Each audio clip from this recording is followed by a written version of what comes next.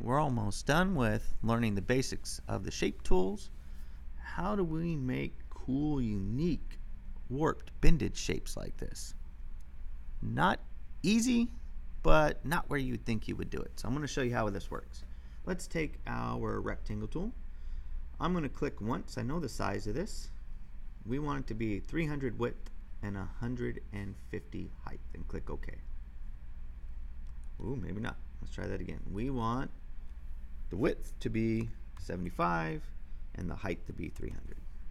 There we go. That's what I was looking for. Then I'm going to take the red circle in the middle, and that allows me to move it without moving to the selection tool, and I'm going to line it up to about the center of this kind of bended curve. So how do I get the shape to bend like that? Here's the trick. We come up to the menu all the way at the top, and there's a menu called Effect. And there's a bunch of effects in Illustrator we're going to learn, but this particular one's called Warp and Arc.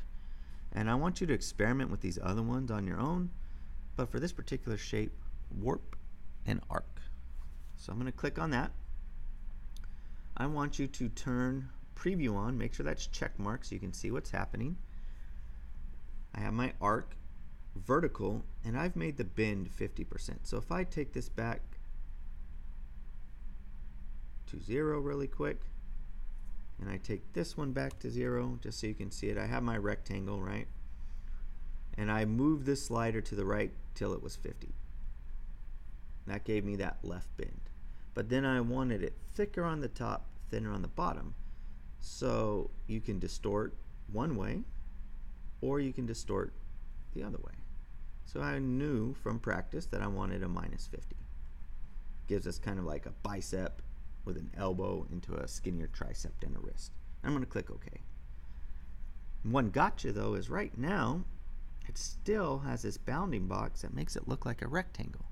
We want the bounding box to conform to our new shape so we can adjust it and do cool stuff. So anything we draw is called an object. Up at the top of the menu, there's an object menu in Illustrator. And we're going to come down and expand appearance. Object, expand appearance, and then watch what happens to the bounding box. Boom. It conforms to the shape that we want. And I could take my black arrow, my selection tool, and I can kind of drag that to match. How do I get it to match this one? I can draw it again and do it the opposite direction, or I can work smart. I have my object, I can right click on it, I can transform it, and there's an option called reflect, which means mirror or flip. So transform, reflect, and I have it vertical. I have preview turned on just to see what it's doing, right? And I could see that that matches that. I'm going to make a copy. So it keeps the original and makes a copy. Boom. There we go. Nice and sweet. So that finishes up drawing your basic shapes, a pretty good overview of the shape tools. What you're going to do on your, no, that's good. What you're going to do on your own is you're going to recreate this robot, okay? So a couple tips on that. Well, I'll talk about in the overview, but that covers bending and warping shapes.